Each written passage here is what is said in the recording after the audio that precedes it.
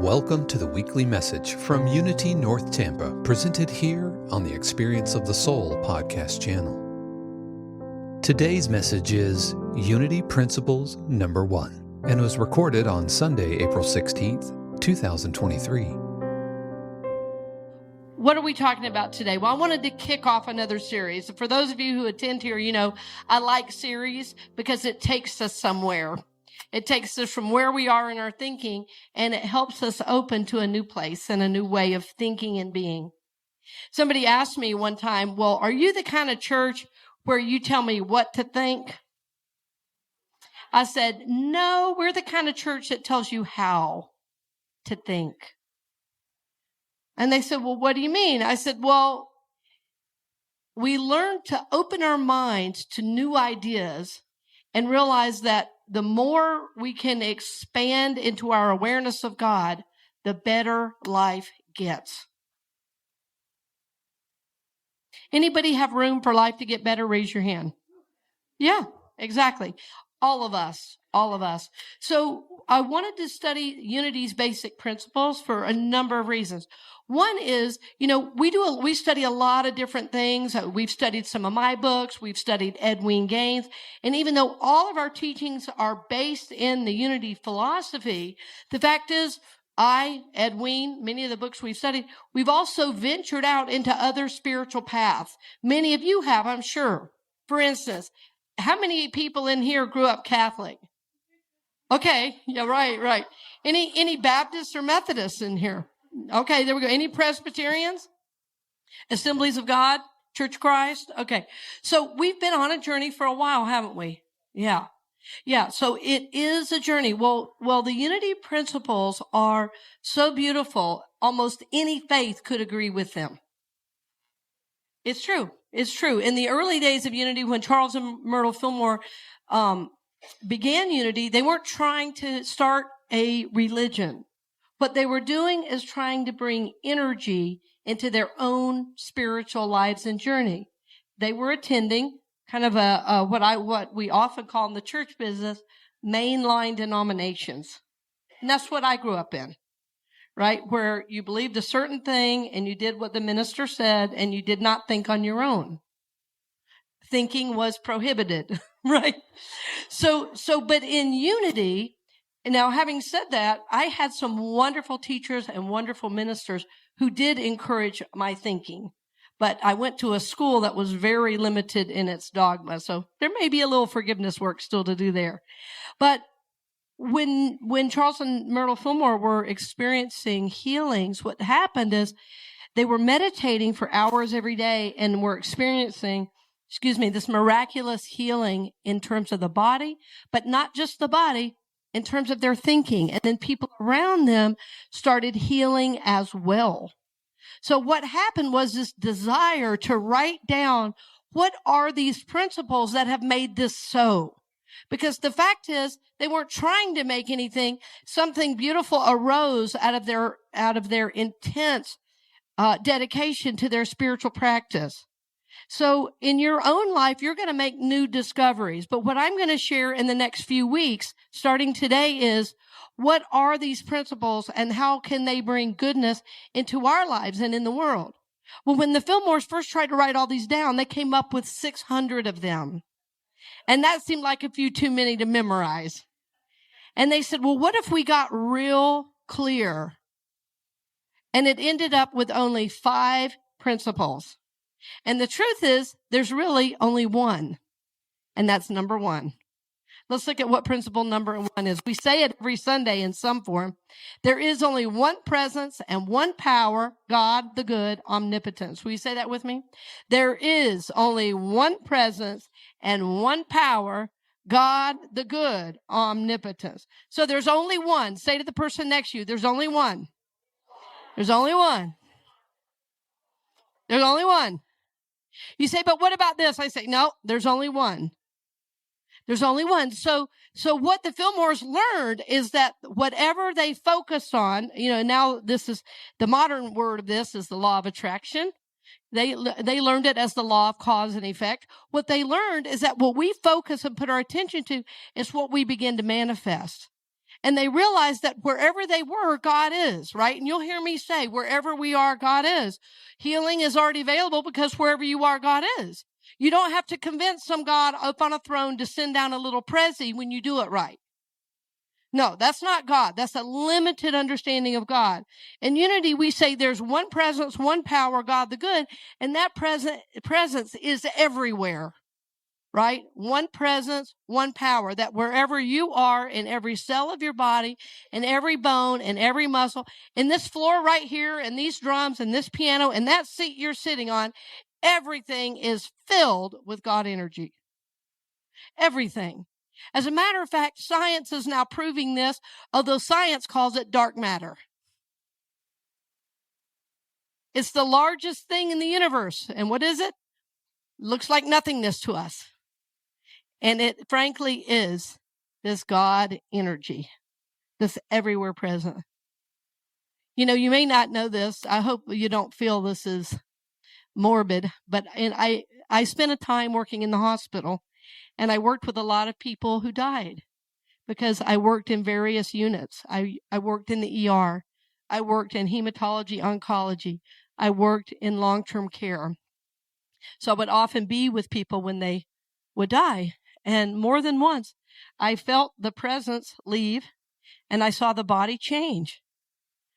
You say, well, what left? Well, that spirit and soul, right? But it had an energy of its own. That was the God energy individualized in that person. So wherever we are, friends, God is. It's known in and through you as your thoughts, as your feelings, as your beliefs, as your ideas, but it also exists in you as what we call pure potentiality.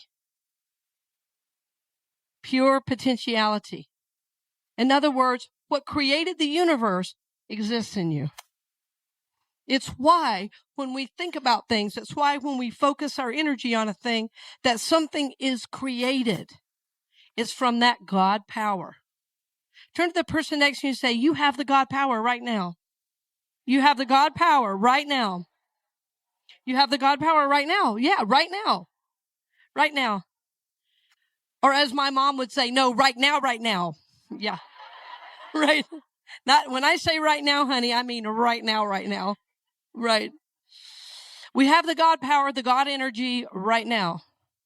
Right now. And I want you to just let yourself imagine, what if the world had this idea? Wow. What would happen? We'd stop killing each other, wouldn't we? Yes. Because we'd know we'd be destroyed. It just changes form. There is only one presence and one power, God the good, omnipotence. Now, in the church I grew up in, there was a lot of, not the church, but the school I grew up in, there was a lot of talk about the devil. Anybody have that growing up? And it was to be feared, most definitely.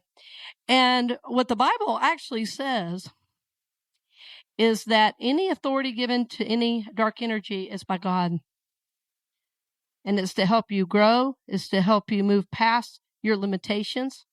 And we know light is the most powerful, and there is no little guy running around in a red suit with horns and a pitchfork. That's Hollywood. That's the same idea that puts God up on a throne with a big, long white beard with a gold G on for God. Okay? That's not God, and that's not evil. Now, the Fillmores, the beginners of unity, would affirm there's only one presence. There is no evil. They weren't in a dream world. They saw evil happening, and they said there's no evil in me or in my life, because they didn't want to give anything that was negative any energy. So when we say there's one presence, one power, God, it's from this highest awareness. You know, this highest awareness, I think, is hardly known to us as humans. I think we experience moments of it, moments of awareness, right? I think we have moments where we feel it. We have moments where maybe we're in meditation, or with me, I remember when my son was born. It's like, okay, I get God now. I understand it. The joy that I felt, the energy, the everything. Yeah. Or, when there's somebody I don't even know and they smile and I have a connection. I can believe that there's one presence and one power and it's known in each of us. But I've really learned that sometimes to really know God, it has to come through humans. Sometimes we have to know it as we work with each other, as we forgive each other, as we love each other through our tough times. That's how we know God. So during this series, we're going to keep coming back to number one. There is only one presence and one power, God the good. Meaning, whatever is happening, I'm going to call it good because I know God is always working on my behalf. Right? So I don't know how a lot of life's challenges, when they're happening, I don't always know how I'm going to learn or how I'm going to be blessed or how I'm going to move forward in my life. But I know there's some divine energy that's guiding me.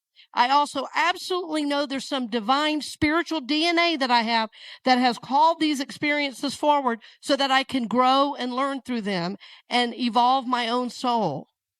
So I know whatever's happening, I can attribute to God working on my behalf. Whatever it is, even if it's a significant health challenge, even if my marriage has broken up, even if my son has an issue, I'm going to say, God, I don't know how you're going to bless me in this, but I believe there's one here to be had. I'm going to choose to believe that wherever I am, God is, because that makes my life better. I'm going to choose to believe God is always working on my behalf, and there is always one presence and one power available for me and active in me. One presence, one power. And as soon as I want to start blaming somebody, or as soon as I start having a hard time, I know that's a wake-up call for me to get back centered with this idea. One presence, one power. Say that to the person next to you. One presence, one power. One presence, one power, not two, one. Now, often in unity and in New Thought, we like to demonize the ego. Somebody said to me, you don't have the devil in unity, you have the ego. And psychologically, we know the ego is what? The self, right? The self. Yeah, I've studied a lot of psychology and had a lot of wonderful teachers of this. And so when we say, sometimes we say, well, the ego, or what we're really meaning is the personality, right? That sometimes our personality tries to hijack our spiritual process. That we start to grow and evolve and we start to actually believe wherever we are, God is, and life starts to move forward. And then this little voice comes in and says, are you sure you can do that? That's the voice of the limited ego, or the personality voice. Yeah. So let me break down one thing. I want us to think about this as we go through this whole series. Yes, there's one presence, one power, God, but as individuals, it really seems like we're separate from God a lot of the time, doesn't it? Well, do any of you like to go to the ocean? I love the ocean. I love the ocean. Well, if we took a glass and we went down into the water and we filled it up with that water, would it still be the ocean? It would, wouldn't it? Now, it wouldn't be the ocean in its entirety, but if you check the chemical properties of that water in that glass, and then you check the chemical properties of that water in that ocean, would they be the same? Well, your body is the container. Your body is the glass. And within you is God. Jesus himself said, know ye not, ye are gods? Like you've forgotten who you are. As a culture, I believe we've forgotten who we are, and I think many of us are waking up to this idea. I think we are. And I think many more of us are waking up than you'll ever hear about on the news. Yeah, people are waking up. We're waking up. We're some of those people waking up. So we are that individualized container for God. Yeah, but there is an awareness aspect. There is an awareness aspect. It's like asking us, where is God, is like saying, a fish saying, where is the water? It's all around them. It's part of how they breathe and exist. Right? So that's how we exist in God. Wherever we are, God is. Say that with me. Wherever we are, God is. Right? But we are spirit, soul, and body. So we have three distinct aspects of this self we are. And that's how it gets a little confusing. Because the God aspect is the spirit aspect that never, ever changes. Like when you were born, you had absolutely the Spirit of God in you. When you die, you absolutely will take the Spirit of God with you. But you also have an individualized soul journey, and you have this physical body that houses the soul, mostly. Although the soul is a little bit bigger than the body. We'll save that for another day. But you get the idea, right? So if we're spirit, soul, and body, there's this holy aspect that's always existing. But we have to work with the body and the soul, right, to access it. And that's what the next 3 weeks will be about. Accessing that energy, that power. But sometimes we have to rewire our brains a little bit. Because Hollywood and culture itself has said God is way out there. And friends, even Jesus during his time was trying to get people to understand God was right there. You know, in the biblical times, you had to do what? You had to go to the temple, right? And let the rabbis help you reach God. And Jesus said, no, I'm going to call God Abba, which means daddy. And in a Jewish community, in a Jewish family, there's nothing more precious than one's family. There's nothing more connected than one's family, right? So we're still trying to learn that idea. Wherever we are, God is. Say that with me one more time. Wherever we are, God is. When we believe wherever we are, God is, when we believe there's only one presence and one power, God the good, you will realize there is no one to blame. You will absolutely realize there's no one to blame. Your work is to grow and expand into that awareness. Wherever I am, God is, and all is well. That's a great affirmation. Wherever I am, God is, and all is well. Will you say that with me? Wherever I am, God is, and all is well. All is well. So when you're going throughout your week this week, I want to encourage you to really notice when things start to come up and you start to go into that judgment mind. You know what that judgment mind is? Where you call everything right or wrong, and then you want to blame somebody and you want to get mad about it. If you're not sure, just look at the news feed on your phone. You'll be right there instantly.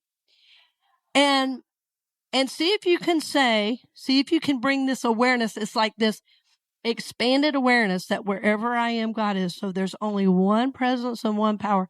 So like be almost in this question of how is God providing this divine working that I can't see yet? I want to affirm God is working on my behalf. God is working on my behalf. God is always working on my behalf. Wherever I am, God is. Wherever I am, God is. We are learning to change our thinking from dualistic thinking to thinking of one. There's no longer two, there's one. There is only one presence and one power, God, the good, omnipotence. Thank you for listening to the weekly message from Unity North Tampa here on the Experience of the Soul podcast channel. This channel is made possible because of listeners just like you. If you would like to support the channel with your tax-deductible contribution on an ongoing basis or through a one-time gift, head over to experienceofthesoul.com. This message is copyright 2023, Unity North Tampa, all rights reserved. Our theme music, The Light of God, is composed by Shannon Croft and used with permission and available at shannoncroft.com. The Experience of the Soul podcast channel is a production of 818 Studios.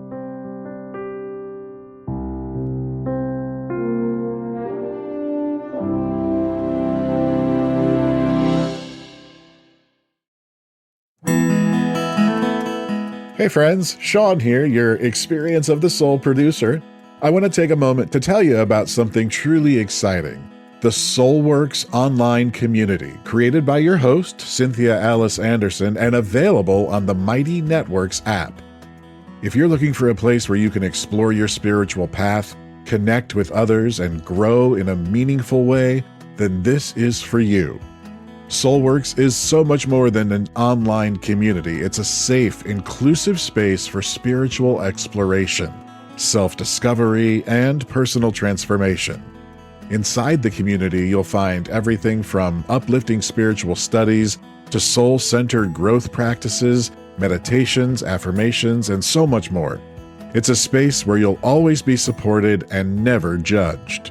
The best part, membership is free. You'll have access to powerful resources, inspiring content, and a supportive group of like-minded people who are all on their own unique spiritual journeys. And if you're ready to dive deeper, there are premium options available to enhance your experience with a live Monday night talk series and extended, deeper meditations. If you're seeking a place to connect, grow, and nurture your soul, we would love to have you join us in the SoulWorks community and see where this journey can take you.